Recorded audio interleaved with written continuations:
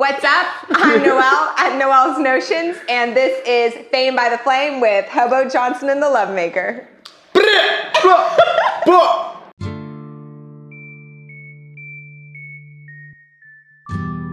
I'm loving the enthusiasm with you guys, and I'm hoping that shines through on Hoff Day, right? 916, you guys. If you don't have your wristbands, you better cop one right now before they go out. Yes, do that. Yeah, 15,000 people are supposed to come out in Old Sac to watch you guys perform, as well as many other talented Sacramento artists. What are you looking forward to most about performing, both of you? I'm looking forward to yelling as loud as I can on stage and also getting pretty drunk afterwards. What are you? Running around, just making a fool of ourselves. Yeah. There's lots of room for activities, right? Yeah, totally. Yeah. I'm going to be jumping around. For sure. Cool, okay. And so have you guys, I know that you've had a lot going on since you're kind of come up or claim to fame with your Live from Oak Park series.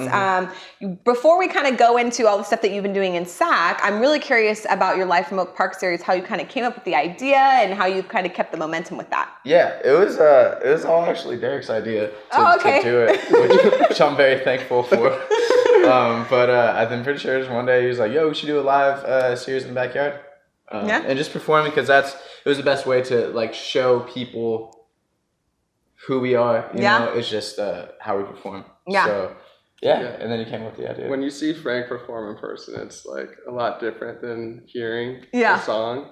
So I'm a fan of like people shooting those live music videos now. Yeah, definitely.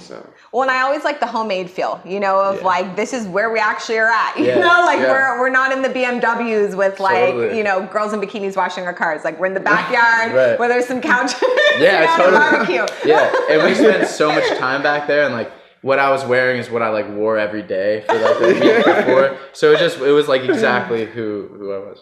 Cool. Well, and I know that, the name Hobo Johnson came from some of your past experiences and kind of how, you were living your life, and you expressed that a lot in your, 1994 Toyota Corolla. Do you want to kind of tell us a little bit about not only the car, I guess, but the drop? Yeah, the album. So when I was like 19, me and my dad weren't seeing eye to eye, I guess. Maybe I was 20. I might have been somewhere in there.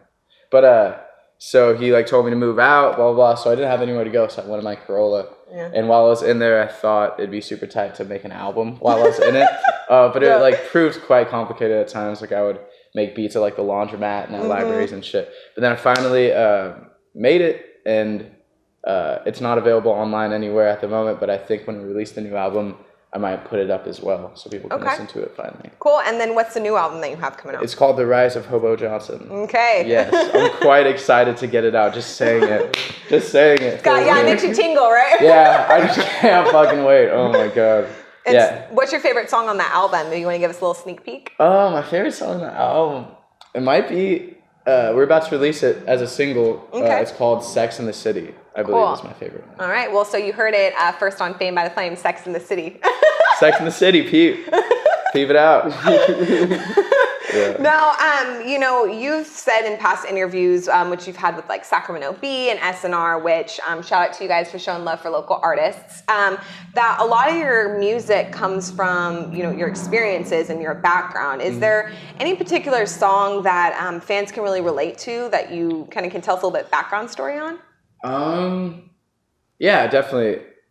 I think the best one would be Sex in the City, because it was literally Sex in the City. Yeah, Sex in the City. So I was walking home from I used to work at Extreme Pizza. I actually used to work at Extreme Pizza in Nevada, though. Oh, fuck. I was about to say, that'd be fucking mind-blowing. Right. Yeah. Small world, huh? Both slanging pizza, just in opposite rooms. Yeah, you just quit the same day I started. Yeah, but it was right there next to Costco. But yeah, I worked there, and I was riding my bike home like 7 miles every day. Oh shit. Yeah, it was a bitch. But then I was riding my bike home, and I just kept noticing, because I go through Midtown and downtown every day, and I would keep noticing that all like the beautiful people were like living here and driving nice cars and shit. So that was kind of like the theme of it, that like, I'm on a bike. What does that say about me? you're biking by all the beautiful people, Exactly. It's like, you want to be one of them. Right, exactly. So that's pretty much like the theme of it. Okay. Yeah, I really like it. And then how about you, Derek? I mean, what's kind of like some inspiration of why you got started in music? Shoot. It was one of my friends were into music. Okay. And so they showed like a couple of them play guitar and stuff like that. Okay. So do you play an instrument? Yeah, I play guitar and keys. Oh, okay. Too, so. Yeah, So you know that's mainly what I Bach do. or what's it, chopsticks or Chopin or chopsticks? Chopin or chopsticks? Yeah, this is a very I used to play a little bit of that stuff, a little bit. Okay. But not really, no. So how did you guys come together then? Were you both like biking past each other and Yeah, we were kind of. So we were speed dating. We were both at a speed dating. Oh, okay.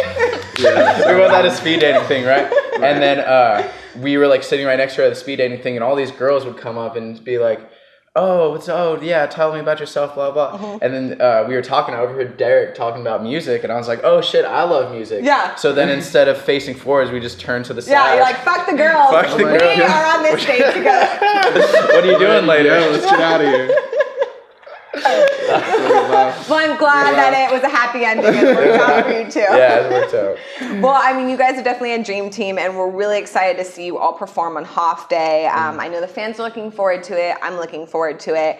And before Hoff Day comes, where can fans find your guys' music? Like, what's the best way to connect with you on social? Instagram, usually we like post snippets. But if you want to see full videos, you can go on YouTube. Just look up Hobo Johnson. Cool. So for fans out there, YouTube or Instagram are the two best ways. Facebook, Facebook, Twitter. DM him. Give me a call. You can find my number on the internet somewhere.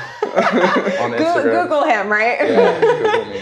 And so, now switching gears, since we are going into Hoff Day, and basically, it's a party so big that they call it a festival. I kind of want to move into some party questions because I'm curious of how you guys get down a little bit. Yeah, let's talk about it. So I read somewhere that you no longer drink, but I find that to be false. Yeah, it is. It is kind of false. I think in the SACB article they said that I rarely drink, and at that time I rarely drink, but now like I moved into a new house with friends. Oh, so full circle now. Yeah, I've also been getting a little more sad recently, so I drink sometimes. Well, I'm sorry you've been sad, but I'm glad that the liquor keeps you up a little bit, right? Yeah, a little bit. Yeah. What's your poison? I usually drink. All together? Yeah. I kind of whatever's the cheapest at the moment. It's usually like we've been drinking Jim Beam because at Smart and Final on Broadway you can get a fifth for $10. That's a sweet deal. For you savers out there, Smart and Final. Smart and Final, fifth of whiskey for $10, and then About the darks. About the darks. Yeah, I'm like. Yeah, vodka's super gross. So you're not a Smirnoff kind of guy? No, fuck that shit. No. Just whiskey and like usually Pabst, the cheapest beer you can get. Yeah. And so are you more of a beer pong or a flip cup kind of man? Oh, fuck.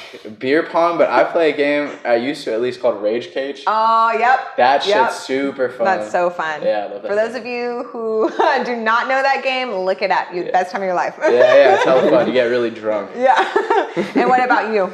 My favorite game? Yeah. Oh, I'm probably more beer pong. Beer pong? More beer pong. Yeah. Rage Cage is fun, but you need a lot of people. You do, right? Beer pong, you guys could just make a team on your own, right? Oh, yeah. And flick them all day, all night. Yeah. So another question I had and I was curious about is when is the last time that you guys had McDonald's sober?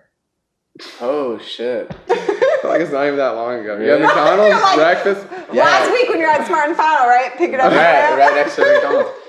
Yeah. Well, I only buy breakfast. I think the breakfast is the best. Oh, okay. So like the hangover cure then after, right? Yeah, probably. I think it was sausage burritos. Yeah, I think we went like 3 weeks ago. Yeah, we didn't go too long ago. Yeah, it wasn't that long. Oh man. Well, the McDonald's is definitely there to save lives. The next day. Yo, it's so good. It's so good and cheap. Yeah, definitely. Yeah, what, under $15, you can have a bottle and a burrito. Yeah, dude, that's a great $15. Yeah, well spent, huh? Yeah. Energy for the next day. Totally. Well, speaking of energy and speaking of you guys being a dream team and finding each other together, is there any upcoming collaborations that you guys are working on with any other artists or future work with other artists that you may be interested in doing? Yeah, me and Drake. Shout out Drake. Shout out Drake. Yeah, no one's ready. No, I don't know. We're looking. No, it's kind of just hard to Like we've tried. Yeah, we try. It doesn't really work out that well. We usually get musicians to play, but not like rappers. Okay. Yeah, I mean, me and Roman Austin were like talking about doing something a while back, but that never happened. Okay, well, maybe that can be a future collaboration then. Yeah, totally. Yeah, I'm sure it's gonna happen. We've been talking about like making side projects, like a trap album. Oh yeah, that'd be like a super trap, just like just a jokey trap album. I don't know, but something in the future, I'm sure. Cool. Well, I definitely know that everyone's excited to see what new stuff you guys are coming out with, and we can keep up to date with all the happenings on your Life from Oak Park, right? Yeah. We'll keep posting videos on YouTube. I think one's coming out late September. The first song. Oh, the album. Oh, I can't wait. It's going to come out real soon, I think, so check it out. Yeah, so you guys, September, Sex in the City, keep your ears and eyes open. Keep the heart open, too. Keep the arms open, keep it all open. Well, nothing's closed. Nothing closed. Well, thank you so Well, thank you so much for being on Fame by the Flame. I really appreciate you guys. I appreciate the work you're putting out, and I'm really excited to see you guys on Hoff Day. 916, you guys. Come out. Yeah. Well, again, everybody, this is Noelle at Noelle's Notions and Fame by the Flame with Hobo Johnson and the Lovemaker. Until next time.